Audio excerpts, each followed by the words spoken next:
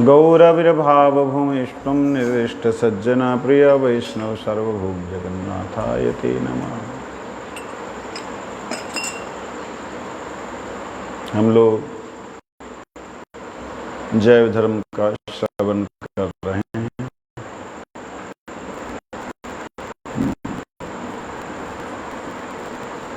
कल हमने श्रवण किया था कृष्ण तत्व और जीव तत्व के विषय में। जब दोनों तत्वों के विषय में सिद्धांतिक रूप से जान गए, कौन जान गए?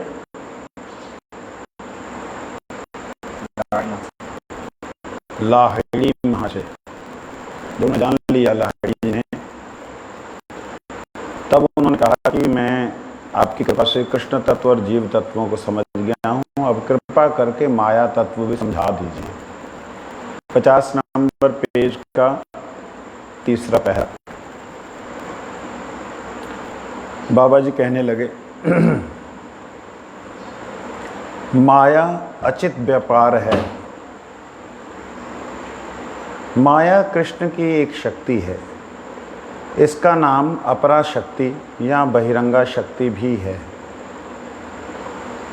जैसे छाया प्रकाश से दूर रहती है, उसी तरह माया भी कृष्ण और कृष्ण भक्ति से दूर रहती है। जड़ जगत के 14 भुवन, पृथ्वी, जल, तेज, वायु, आकाश, मन, बुद्धि, जड़ देह में माया आत्मित्व रूप अहंकार पैदा करती है। बद्ध जीव के स्थूल एवं सूक्ष्म दोनों देह मायिक हैं। मुक्त होने पर जीव की चित्त देह निर्मल हो जाती है। क्या आवाज़ नहीं सही आ रही? ऐसा क्यों हो रहा है? तार खींचने में कहीं पूंछ पकड़ के तो नहीं खींचा तूने?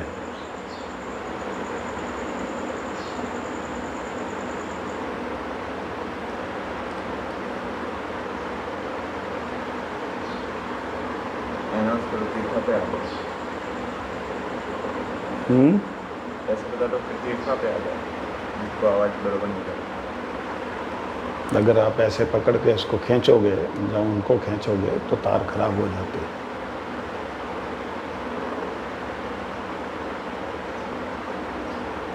कहते माया, जब शब्द आया माया, तो किस माया के विषय में बात करने लगे हैं? महामाया।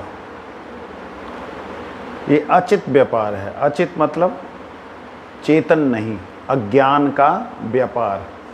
अज्ञान ने जो फैलाया हुआ है उसे कहते हैं माया।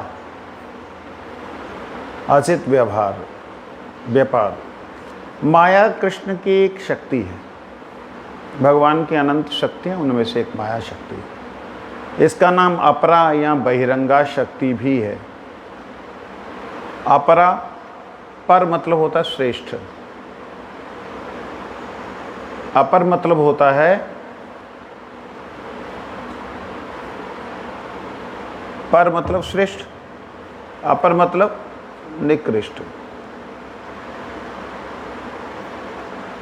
तो माया शक्ति को अपरा शक्ति भी कहते हैं, और एक नाम दिया बहिरंगा शक्ति। भगवान की एक अंदर शक्ति है, एक बाहर शक्ति है। जैसे मैं एक भीतर से हूँ, एक बाहर से हूँ, और एक और बाहर से हूँ। मैं भीतर से कैसा हूँ ये आप में से कोई भी नहीं जानता। मैं बाहर से जैसा दिखता हूँ ऐसा भीतर से नहीं हूँ। और अभी जो दिख रहा हूँ इन कपड़ों के साथ में, वो तो बिल्कुल भी नहीं हूँ। जैसे मैं इन कपड़ों के साथ अपना पूरा रूप नहीं दिखला सकता, ऐसे ही मैं इस शरीर के कारण अपना पूरा रूप नहीं दिखला सकता। ये है बहिरंग। ये जो शरीर है ये बाहर का अंग है, भीतर का अंग नहीं है। भीतर का अंग क्या है?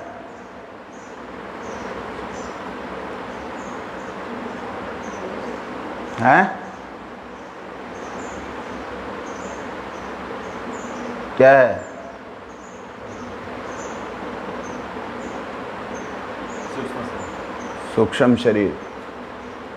मन की आंखें, कान अगर श्रवण ना करें, मन ना हो तो कान श्रवण नहीं करेंगे। कान ना हो तो भी मन श्रवण करेगा। आंख ना हो तो भी मन देखेगा। नाक ना हो तो भी मन सूंघेगा। जीभ ना हो तो भी मन टेस्ट लेगा। लेता है कभी ऐसा? लेता है? कैसे?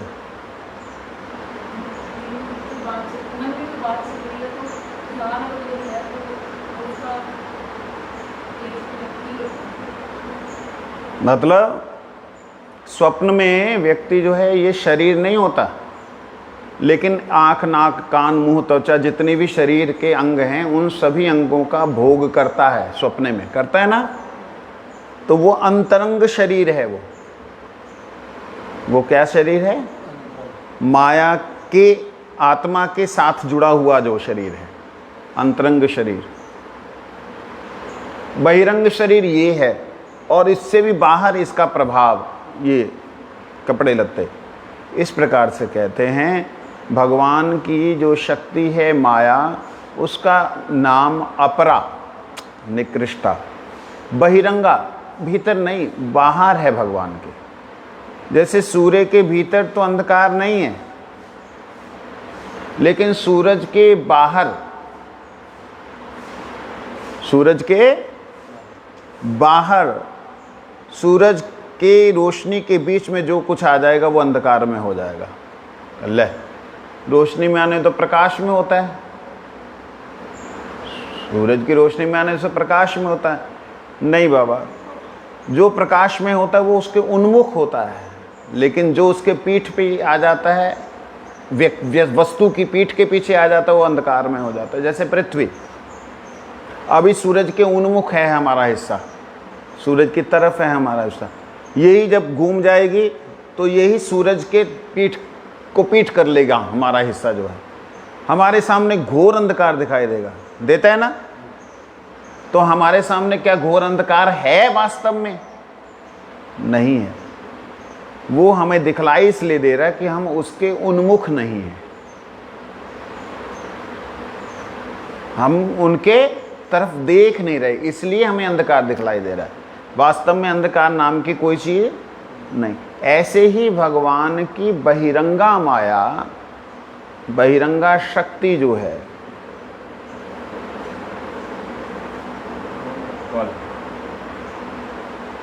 जो बहिरंगा शक्ति है, वह बहिरंगा शक्ति का नाम भगवान के भीतर नहीं, बाहर है। तो भगवान से बाहर भी कोई वस्तु हो सकती है? कोई वस्तु ऐसी है, कोई भी कण ऐसा है जो भगवान से बाहर हो सकता है?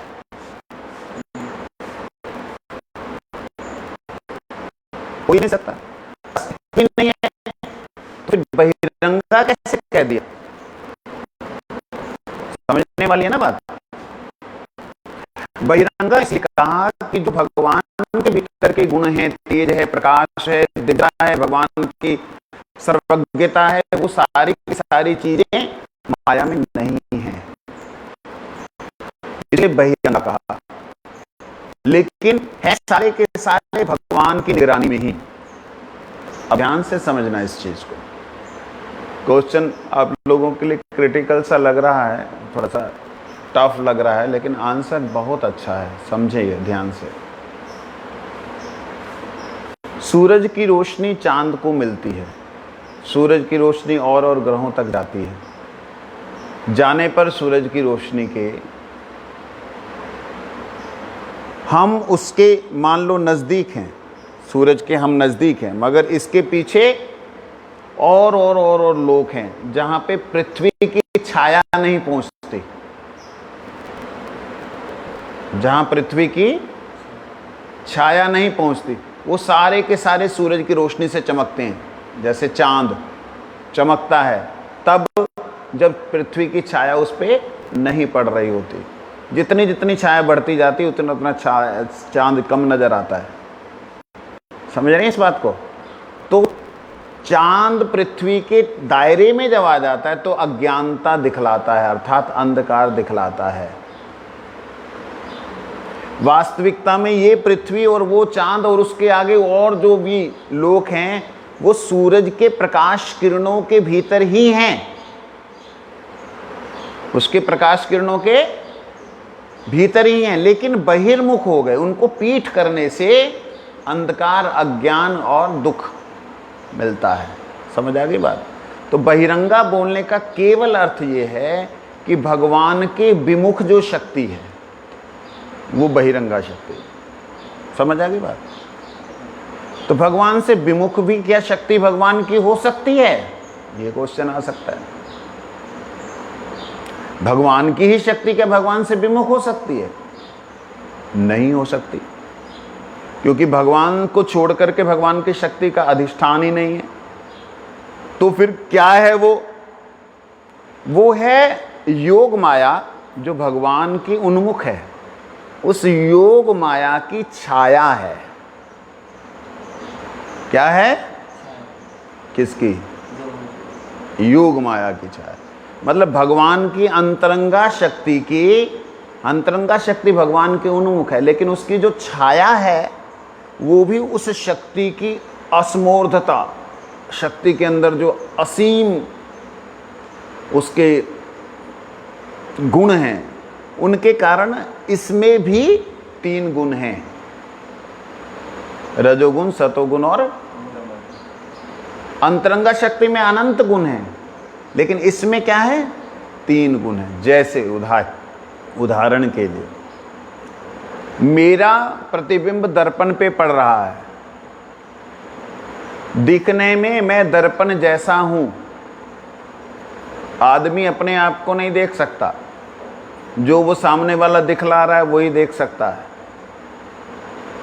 उसी को देख करके बस रगड़ा पट्टी लगा कर करता रहता है। वास्तविकता में दर्पण मैं नहीं हूं, दर्पण में मैं नहीं हूं। मैं दर्पण भी नहीं और दर्पण में भी नहीं, मैं जहां हूं वहीं हूं, परंतु दर्पण में मेरे गुण और अवगुण नजर आते हैं। समझ लग रही बात? दर्पण में मेरे जैसा जो शब्द मेरे मुंह से निकल ले वहां से नहीं निकलेंगे। जो मैं खाऊंगा वो नहीं खा सकेगा, मैं सोऊंगा वो नहीं सो सकेगा। वो उसमें दिखलाई दे सकता है मगर सत्य में नहीं है। इसी प्रकार चेतन सत्ता परमात्मा का जो भी गुण हैं वो छाया के रूप में माया में दिखलाई देते हैं। योग माया की छाया के रूप में उसमें थोड़ा दिखलाई देते हैं कि चल रहा है, फिर रहा है, सो रहा है, खा रहा है। वास्तविकता में चलना फिरना सोना खाना माया कर ही नहीं सकती, छाया के अंदर है ही नहीं। ये तो अनुचैतन्य जीवात्मा प्रवेश करता है तब सारी क्रियाएं होती हैं। बात समझ रहे हैं? तो इसलिए योग माया की छाया होने के नाते इसमें 3 क्रियाएं होती हैं। जन्म, स्थिति, लय। जन्म, स्थिति, लय के भीतर अगर जीव ना हो तो वो क्रिया नहीं हो सकती। तो इसलिए कहते हैं बहिरंगा माया वास्तविकता में छाया है। उसी तरह कहते जैसे छाया प्रकाश से दूर रहती है, उसी तरह माया भी कृष्ण और कृष्ण भक्ति से दूर रहती है। जड़ जगत में माया आत्मित्व रूप अहंकार पैदा करती है। जड़ जगत के 14 भुवन, 14 भुवन कौन कौन से हैं? भू, भुव, स्व, जन, मह, तप, सत्य। 6 ऊपर, 7वां ये भू, फिर अतल, सुतल, महातल, तलातल, रसातल, पाताल, नीचे 7। तो 7 नीचे इसको लेके 6 ऊपर, तो 7 ऊपर 7, 14 भुवनों में पृथ्वी, जल, तेज, वायु, आकाश, मन, बुद्धि, अहंकार, ये सब चीजों से बना हुआ संसार है। जैसे जो देवता लोग हैं उनका शरीर है मनोमय, उनका शरीर किसका है? मन अहंकार, मन और अहंकार वायु के द्वारा बना हुआ, तेज के द्वारा बना हुआ। उनका शरीर हमारी तरह हड्डी मांस का नहीं है, लेकिन जब वो इस संसार में दिखलाई देते हैं तो हड्डी मांस की तरह ही दिखलाई देते हैं। क्या?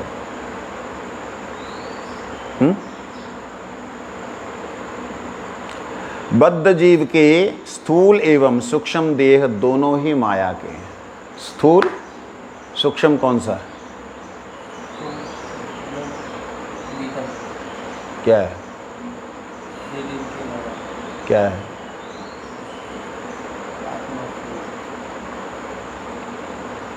सूक्ष्म शरीर कौन सा है? मन बुद्धि अहंकार, ठीक है।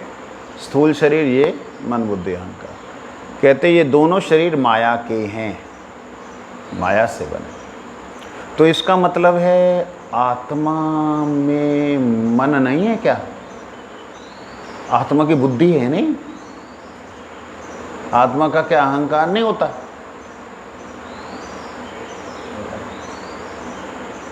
उनका मन बुद्धि अहंकार क्या आत्मा का नहीं है? क्या आत्मा सोच नहीं सकती? आत्मा क्या अनुभव नहीं कर सकती? इच्छा क्रिया अनुभूति जिसके अंदर है, जिसके अंदर इच्छा है, क्रिया है, अनुभूति है। इच्छा तो तभी होगी जब उसका अस्तित्व होगा, क्रिया तभी होगी जब शरीर होगा, मन होगा, सॉरी बुद्धि होगी। अहंकार कर्म का प्रवर्तक है, मन जो है वो इच्छा का प्रवर्तक है, और बुद्धि जो है वो अनुभव करती है, ठीक है। तीनों चीजें होंगी, लेकिन वहां पर है वस्तु रूप से, वहां तत्व रूप से है जो आत्मा के भीतर, और यहां उसकी छाया के रूप में। छाया के रूप में अहंकार जड़ दिखलाई देता है, बुद्धि जड़ दिखलाई देती है, मन जड़ाविष्ट जड़ दिखलाई देता है। ये अंतर है। इच्छा क्रिया अनुभूति, इच्छा मन, क्रिया अभिमान, और बुद्धि बुद्धि। ये इच्छा क्रिया अनुभूति जो है, ये तीनों चीज़ें आत्मा में निहित हैं, लेकिन जब इसकी छाया बन जाती है तब उसका नाम परिवर्तन हो जाता है। बात समझ आई?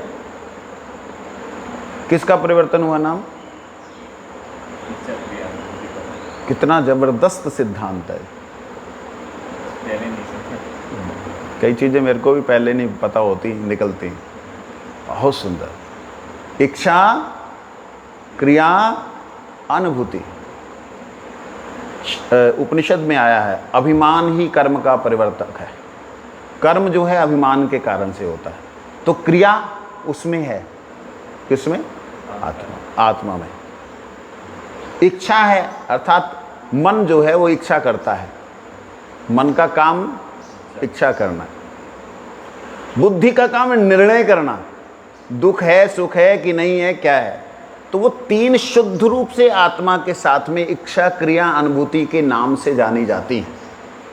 वही इच्छा क्रिया अनुभूति जब माया की तरफ आकर्षित होती हैं, वो इच्छा क्रिया अनुभूति के ऊपर अहंकार,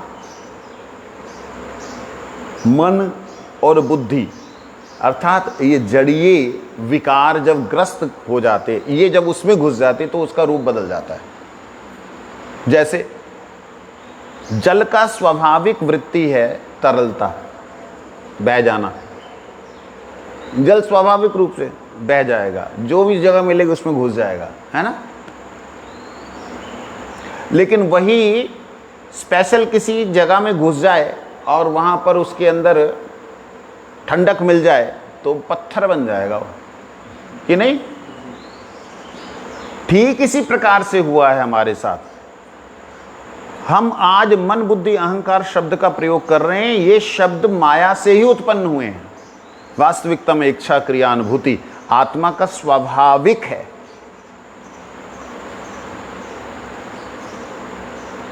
चलो बताओ, इच्छा क्रिया अनुभूति का विकृत रूप क्या है? कैसा, कौन सा तीनों जो हैं किसके साथ प्रयोग होंगे? बोलो फटाफट, समय नहीं लगाना। नहीं मालूम तो अंदाजा मत लगाओ, आगे मैं बढ़ूं। मन से इच्छा,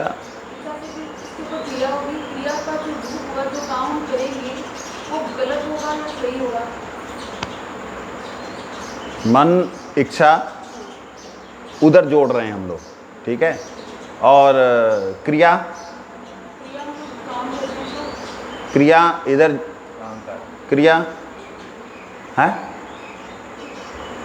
क्रिया अहंकार, अनुभूति बुद्धि। इच्छा क्रिया अनुभूति का विकृत रूप जो है, मतलब जल का विकृत रूप पत्थर बन गया, इच्छा क्रिया अनुभूति का विकृत रूप ही मन बुद्धि अहंकार है। बोल वृंदावन। और ये इस इच्छा क्रिया अनुभूति का कुछ संस्कार बनता है और वह संस्कार चित्त में छप जाता है, और वह चित्त ही इनके बीच में, किनके बीच में?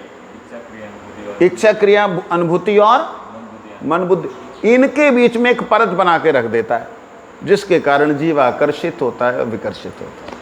अत्यंत सुंदर आज भाव आया है, बहुत सुंदर।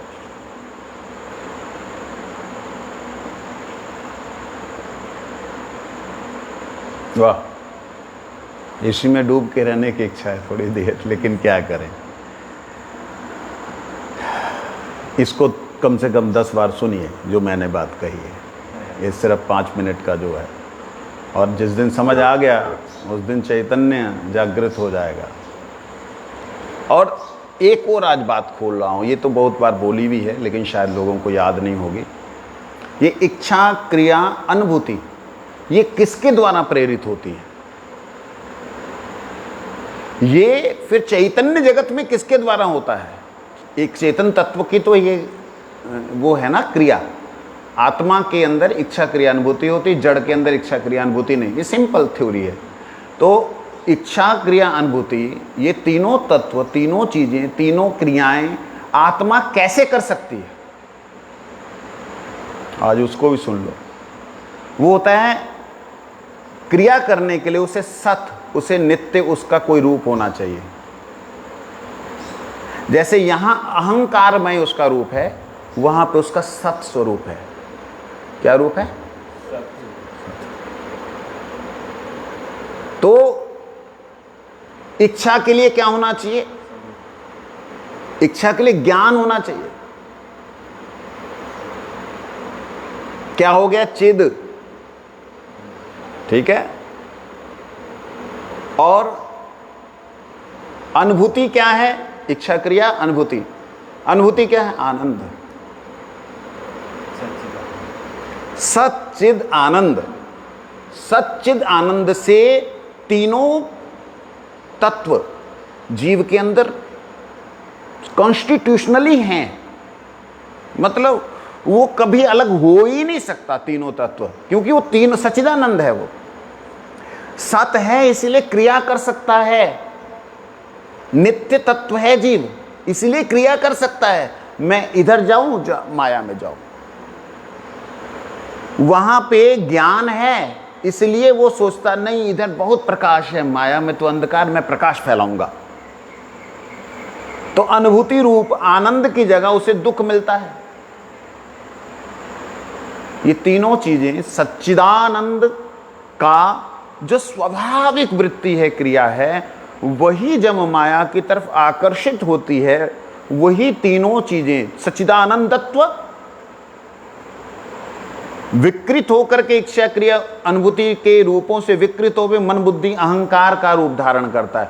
और जो सच्चिदानंद स्वरूप था उसका, जो 5 भावों में बंधा हुआ था, 5 भावों का बना हुआ था, वो 5 भावों का विकृति 5 प्रकार के तत्वों में चला जाता है।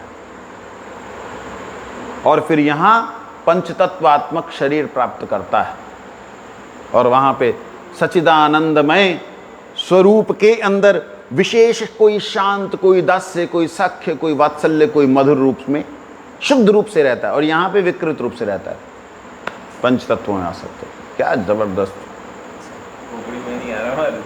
हाँ, 10 बार सुनो इसको तब समझ में आएगा। देखिए यहाँ पे आकाश, उसके बाद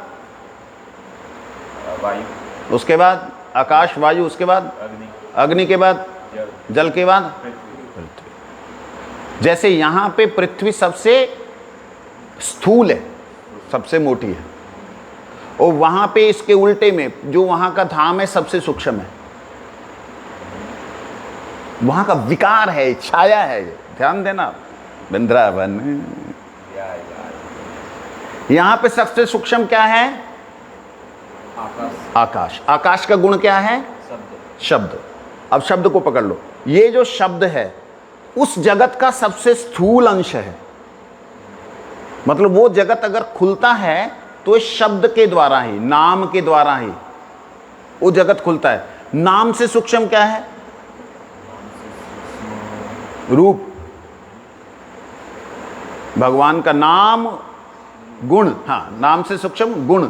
नाम गुण रूप लीला धाम परिकर, न लीला परिकर धाम, इस प्रकार से है।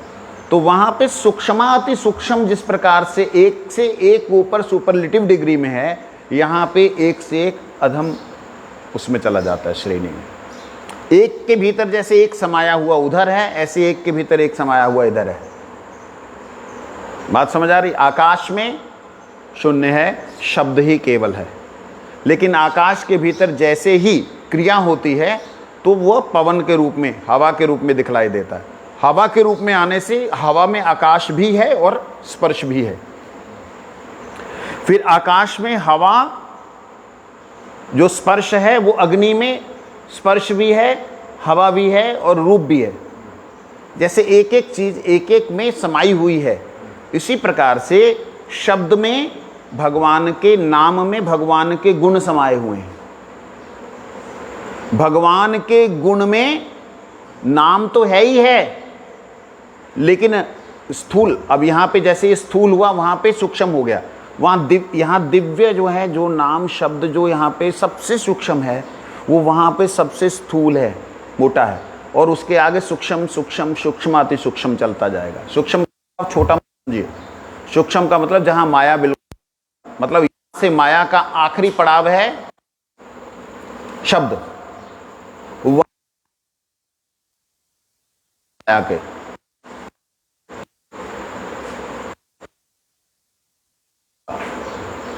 और उस नाम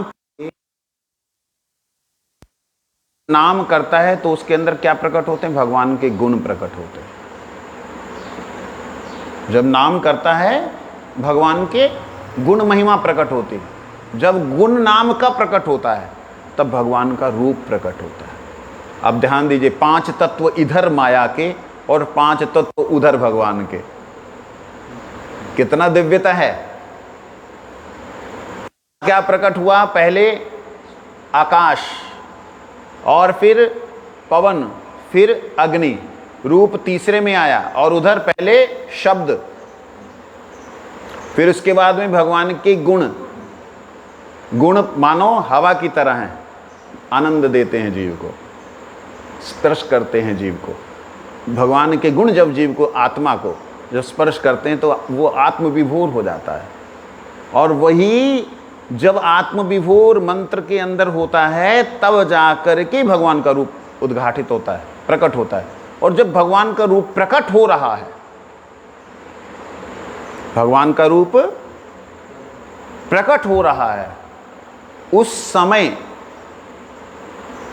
उस रूप के साथ साथ अब यहां पे जल बना, यहां क्या हुआ? वहां पे क्या हुआ? भाव। भगवान के रूप के साथ क्या हुआ? लीला। जो रूप प्रकट हुआ उसके अनुसार की लीला प्रकट होगी, उसके अनुसार के परिकर प्रकट होंगे, उसके अनुसार उसका भाव प्रकट होगा। समझे नहीं? हर जीव को हर लीला नहीं दिखलाई देती।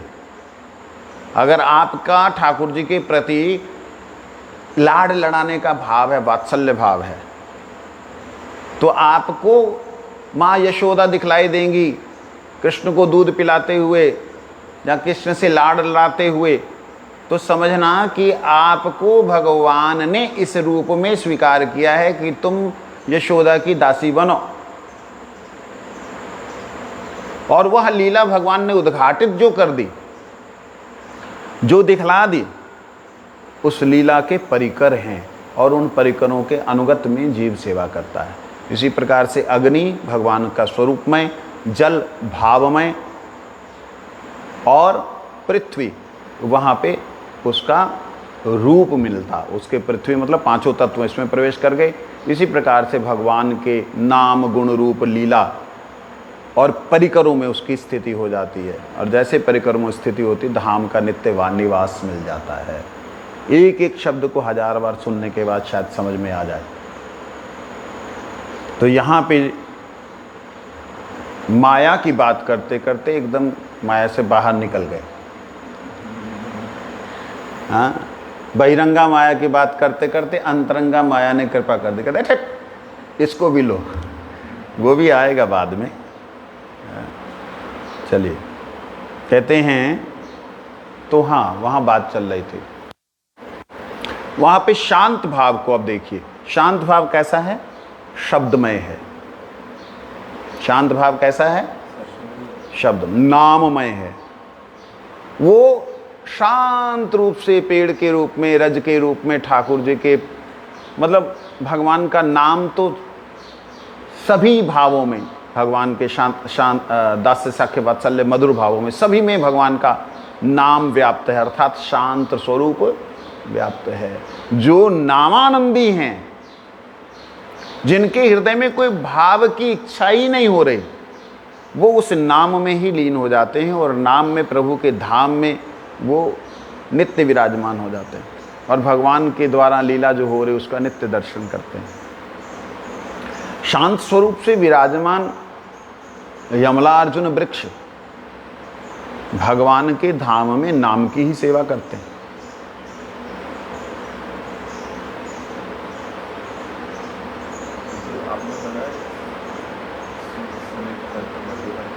वही तो नाम की सेवा तो कर रहे हैं। भगवान के धाम में क्या कर रहे हैं? नाम की। शांत भाव से जो अधिकार रस का दिया है भगवान ने, तुझे मधुर बात करनी है, तुझे जो है बाकी बातें करनी है, वो दोनों उस रस को पीते हुए रसास्वादन नहीं करते। और जब वो बोल रहे हैं तब उस समय उनको जो भक्तों के हृदय में भाव आह्लादित हो रहे हैं, भक्तों के हृदय में जो भगवान के नित्य परिकर उनके हृदय में जो भाव जग रहे हैं, उससे वो और आह्लादित होते हैं और उनके हृदय में वह नाम का इतना स्फुरण होता है कि वो कीर्तनी बन गए लोक धाम के, नित्य धाम के। उनका नाम स्निग्ध कंठ और मधुकंठ हो गया। शांत भाव के रहने वाले भक्तों की कैसे दिव्य स्थिति है कि राधा रानी तक, गोपियां तक उनकी कथा सुनती। बोले वृंदावन बिहारी लाल की जय। आए ना शांत रस। किसी दिन शांत रस पे इतना बोलूंगा, लोग शांत रस की तरफ ही भागेंगे। मधुर रस करते करते दुनिया को सत्यानाश कर दिया। क्योंकि मधुर रस करते करते कितना ज़्यादा महाप्रभु की परंपरा में उत्पात हुए। तो आगे चलें शांत। तो नाम का पूर्ण रूप से आश्रय लेने पर जीव को कृष्ण की सर्वोत्कृष्ट सेवा मधुर भाव तक प्राप्त होती है। लेकिन प्रत्येक जीव को नहीं होती। जीव के अपनी अपनी रुचि जो है, जो जागृत होती है उसके अनुसार। अपनी अपनी रुचि कैसे जागृत होती है, ये भी बड़ी दिव्य लीला है। इस क्वेश्चन को फिर कभी जवाब दूंगा। अपना अपना रुचि कैसे बन सकती है? जब सारे जीव एक जगह से प्रकट हुए हैं तो अलग अलग रुचि कैसे हो सकती है? अलग अलग रुचि हो रही है, इसका मतलब जीव फंसा है किसी रूप और उसमें, और स्पेशली क्यों उसमें है। जैसे बृहद भागवतामृत में एक लीला है, वर्णन किया उसमें कि एक जीव जो है, गोप कुमार नाम उसका, और वो गोप कुमार जो है सभी देवताओं के पास जाता है। माता काली माता जो है जो कामाख्या देवी हैं उनको कृष्ण मंत्र देती हैं, मूल मंत्र जो है वो देती हैं, गोपाल मंत्र देती हैं। वो गोपाल मंत्र का जप करते करते करते करते वो देवलोक में जाता है, शिव जी के पास जाता है, ब्रह्मा के पास जाता है, किसी के प्रति उसकी आसक्ति रुचि नहीं होती। फिर भक्तों में ध्रुव महाराज, प्रहलाद महाराज, एक एक के क्रमशः उन्नति की तरफ जा रहा है। जाते जाते जैसे सख्य भाव में का दर्शन करता वहीं अटक जाता, उसके आगे वो जाता ही नहीं। क्वेश्चन आया वहां पे कि आखिर वो सख्य भाव में ही क्यों गया, मधुर में क्यों नहीं गया, वात्सल्य में क्यों नहीं रुका? ये क्वेश्चन मेरे को किसी ने किया था। मैंने कहा भैया वो उधर से आया था इसलिए उधर जा गया।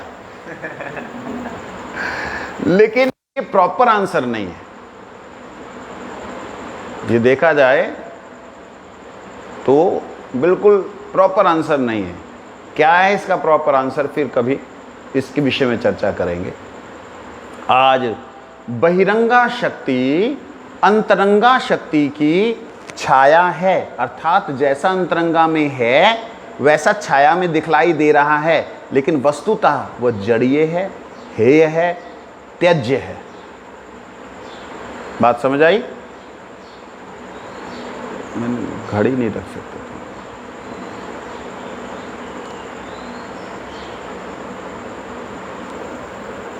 तो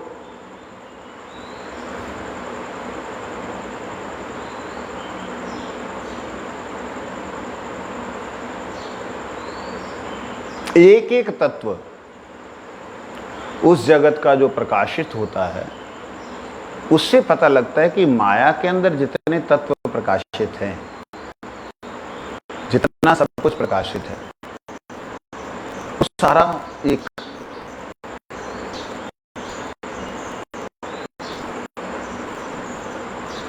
एक रूप से सारे का सारा भगवत धाम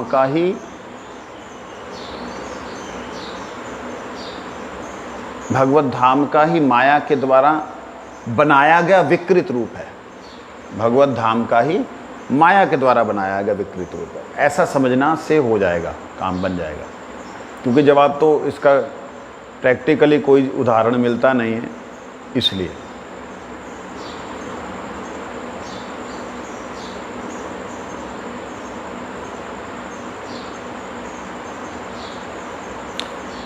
आगे कहते हैं 50 नंबर के तीसरे पैरे की 5वीं लाइन, बद्ध जीव के स्थूल एवं सूक्ष्म देह दोनों ही माइक हैं।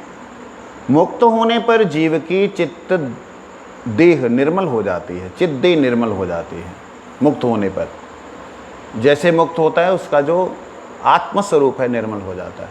तो आत्मस्वरूप में इसका मतलब गंदगी होती है, सिंपली। आत्मस्वरूप में गंदगी नहीं होती, आत्मस्वरूप गंदगी को धारण करता है। जैसे उदाहरण के लिए एक हीरा कीचड़ में गिर गया, कीचड़ से सन गया, कीचड़ में चिपक गया, कीचड़ उस पे चिपक गया। अब प्रश्न होता है, क्या, ध्यान से सुनना, एक बार में उत्तर देना, क्या हीरा कीचड़ में है? हीरा कीचड़ में है? कीचड़ में हीरा है?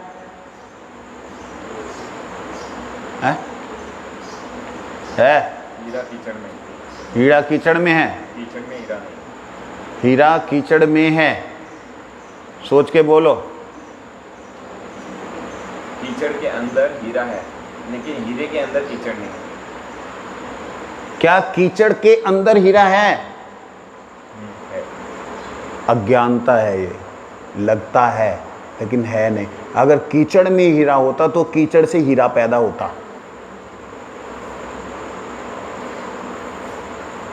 बात समझ रहे हैं? कीचड़ से हीरा पैदा होता अगर कीचड़ में हीरा होता। बीज में पेड़ है तब बीज से पेड़ होता है। ये बात बड़ी समझने वाली है। ये मजाक के रूप में नहीं बोल रहा।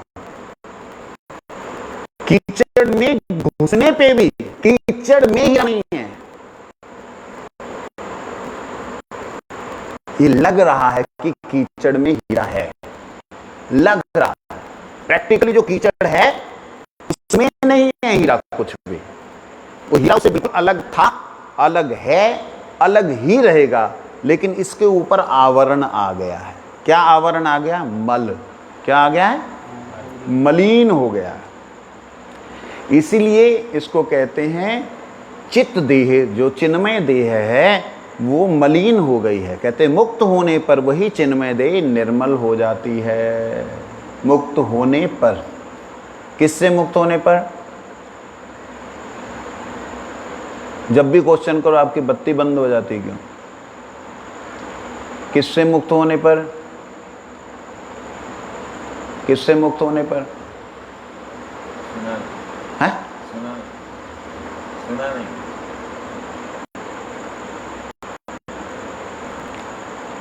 मुक्त होने पर जीव की चित्त देह निर्मल हो जाती है। मुक्त होने पर, किससे मुक्त होने पर? माया के संसार से शरीर में। ये भी नहीं बोला जाता। जीव जितना ही अधिक माया में फंसा रहता है उतना ही कृष्ण से वो अधिक बहिर्मुख होता है। जीव जितना ही अधिक कृष्ण माया में फंसा रहता है वह कृष्ण से उतना ही अधिक बहिर्मुख होता है। माया में हम जितना फंसते जाएंगे, अरे एक शरीर, इतना बड़ा शरीर, मैं कितनी बार इसकी व्याख्या कर चुका।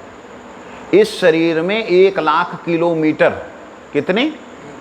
1,00,000 किलोमीटर ब्लड वेन है एक शरीर में।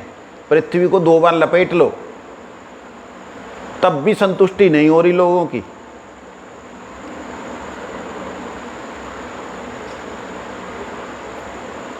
एक 1,00,000 किलोमीटर की होने पर भी व्यक्ति इस इतने बड़े जंजाल में रह के भी और नए नए जंजाल बनाना चाहता है, बड़े बड़े महल बना। अब मैं हैरान हो गया, सुना मैंने कि विश्व का सबसे बड़ा अगर घर किसी का है तो हमारे हिंदुस्तान के एक व्यक्ति का है।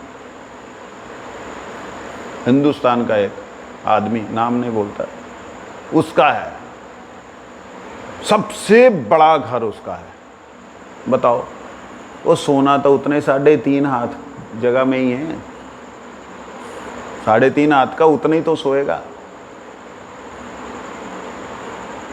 100 एकड़ में तो सोएगा नहीं।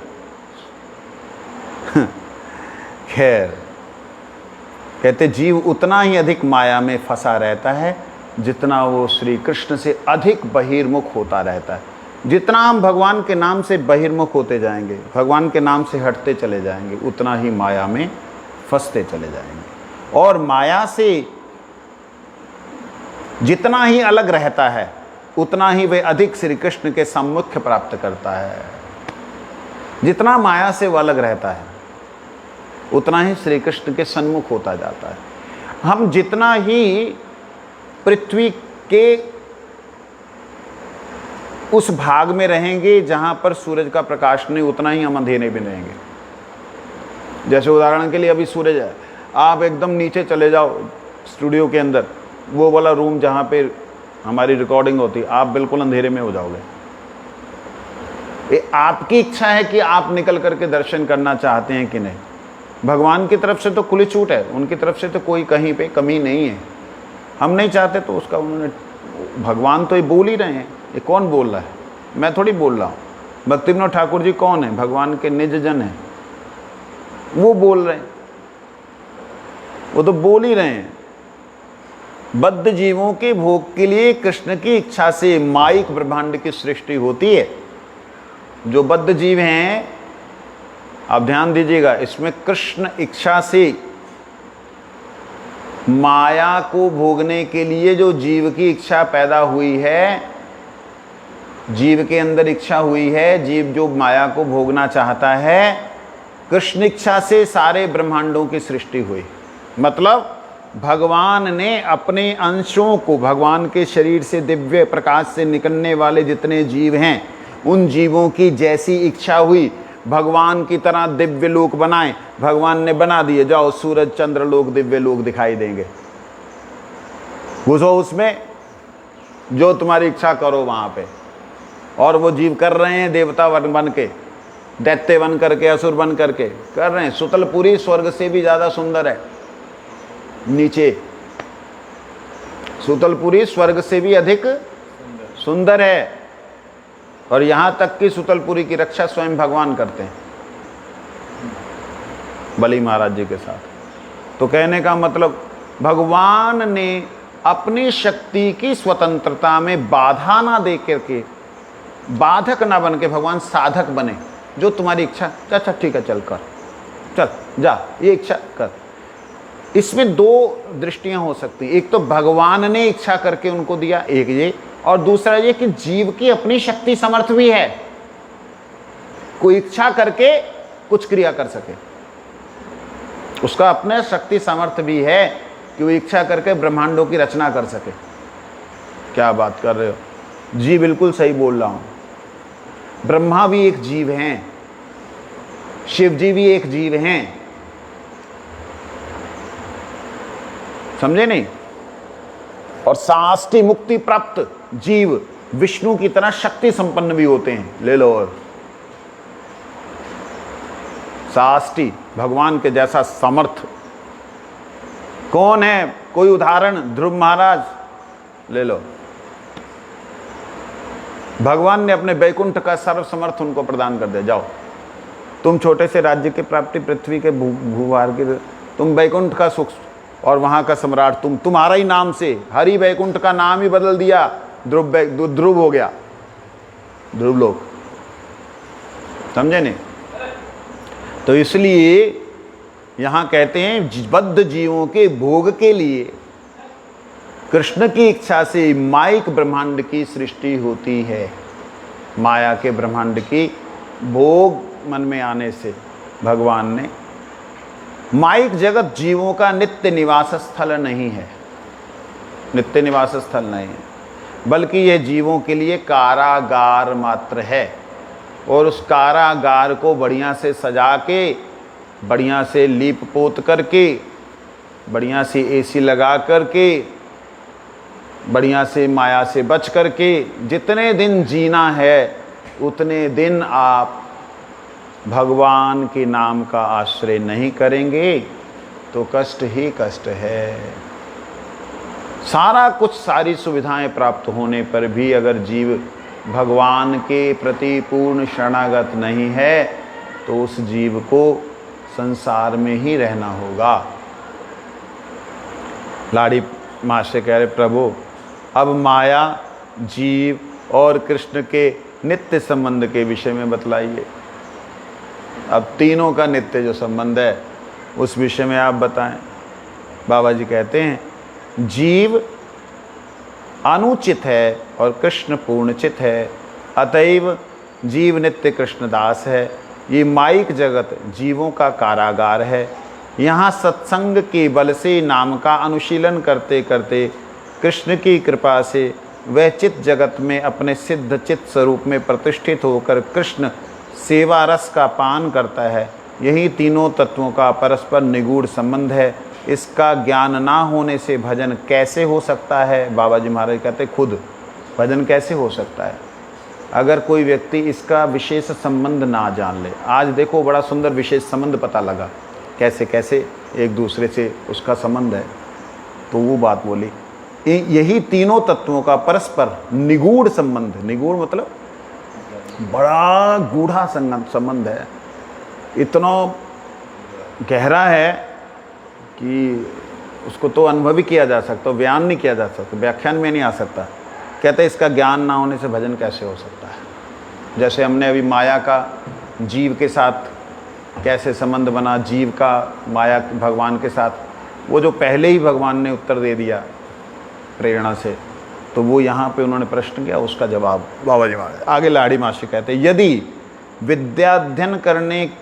विद्याध्ययन के द्वारा ज्ञान लाभ होता है तो वैष्णव होने के लिए क्या पांडित्य की आवश्यकता होती है? अगर ज्ञान प्राप्त करना तो विद्या चाहिए, पढ़ाई लिखाई चाहिए, क्योंकि पढ़ाई लिखाई के बिना तो आपको कोई ज्ञान नहीं मिलेगा। जैसे हमारे महात्मा जी, स्वामी जी हमारे कहते हैं कि तुम लोग यूं ही खाली बर्तन मत साफ करते रहो, केवल ठाकुर जी की जो सेवा करते हो वो ही ना करते रहो, कुछ अध्ययन करो, कुछ उसको याद करो। एक दूसरे को चिढ़ाने के लिए शब्दों को याद करना ये कोई बुद्धिमत्ता नहीं है। एक दूसरे से हरि कथा को जो सुना है उसका मनन करना ही बुद्धिमानी है, नहीं तो ये जीवन भी व्यर्थ हो जाएगा। फायदा क्या?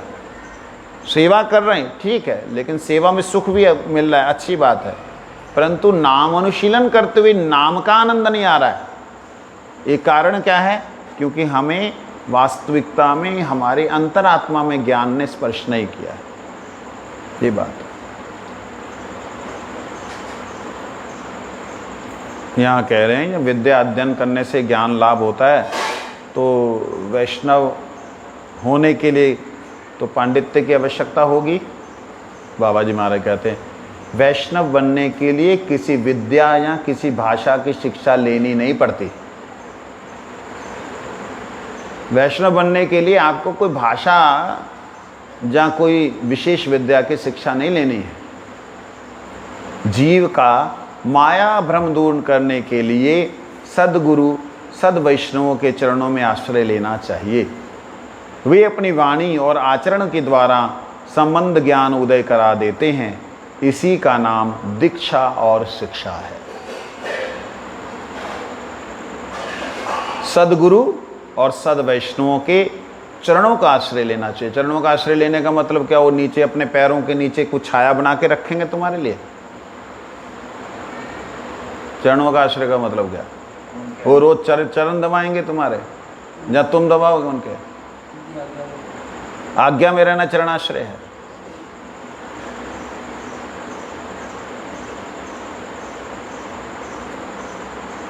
क्या है? उनके आज्ञा अनुसार जो भी सेवा हमको दी गई है भगवान के लिए वो करना निष्कपट रूप से, और उनके आदेशों का पालन करना, उनके अनुगत्य में चलना। एक ही बात है, 3 लाइनें अलग हैं। वास्तविकता में ये है इसका अर्थ कि जो वो हरि कथा बोलते हैं उसको ध्यान से सुन के मनन करना, यही हमारे को भगवान का प्राकट्य कराएगी। आप देखिए, शृण्वत श्रद्धया नित्यम गृहणश्च सचेष्टितम, गृहणश्च सचेष्टितम नाति दीर्घेन कालेन भगवान विशति हृदय। ज़्यादा समय नहीं लगेगा, भगवान आपके हृदय में विराजमान हो जाएंगे, बैठ जाएंगे। शृण्वत श्रद्धया नित्यम, श्रद्धा के साथ नित्य सद वैष्णवों के मुखारविंद से, सदगुरु के मुखारविंद से श्रवण करना ही वास्तविकता में उसके, और गृहण सचेष्टितम, उसको ग्रहण करना। सेकंड लाइन जो आप लोगों ने बोली कि उनसे अनुसार चलना, तो उसके अनुसार सचेष्टितम, चेष्टा नहीं, पूरी तरह सम्यक रूपेण चेष्टितम सचेष्टितम, पूर्ण रूप से चेष्टा करने को सचेष्टा कहते हैं। कहते हैं वह करने से भगवान ज़्यादा समय नहीं लगेगा, हृदय में प्रकट हो जाएंगे। मैंने मतलब कई बातें ऐसी हैं कि क्या बोलूं, अनुभव की बातें हैं। जब तक हरि कथा सुनते हुए आपके संशय दूर हो रहे हैं और संशयों के दूर होने के साथ साथ आप दूसरे को सुनाने की इच्छा कर रहे हैं, तब तक समझ लीजिए, क्या बोला मैंने, जिसका काम वो कर रहा है ना,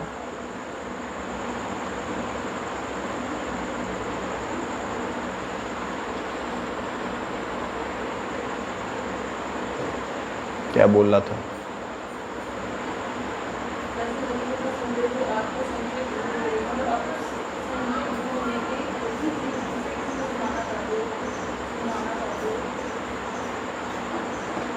जब हरि कथा श्रवण करते हुए आपके संशय दूर हो रहे हैं, ठीक है, लेकिन आप दूसरे को उसे सुना करके दूसरों के हृदय में अपना प्रभाव दिखाना चाहते हो, तो जान लेना ये हरि कथा आप आचरण नहीं कर रहे। ये हरि कथा आपका मंगल कर रही है, परंतु भगवान हृदय में नहीं बैठेंगे। मैं जब तक हरि कथा श्रवण करते हुए मेरे अंदर आता था कि वाह क्या बात कही है, मैं नोट करता था, पहले हिंट नोट करता था, वाह बड़ा सुंदर, और इसको फलाने को बताऊंगा, उसने क्वेश्चन किया था, उसको जवाब दूंगा। जब तक ये चलता रहा, जब तक हरि कथा मेरे लिए बोली जा रही है, मेरे को डायरेक्ट इंगित की जा रही है, मेरा सुधार करने के लिए हो रही, मैं इसके अनुसार ही चलूंगा, जब तक ये निश्चय नहीं आता है तब तक भगवान नहीं हृदय में आते। अच्छा लग सकता है कथा कीर्तन, आनंद आ सकता है, लेकिन वह आनंद आनंदी कृष्ण को खींच नहीं सकता। समझे ना?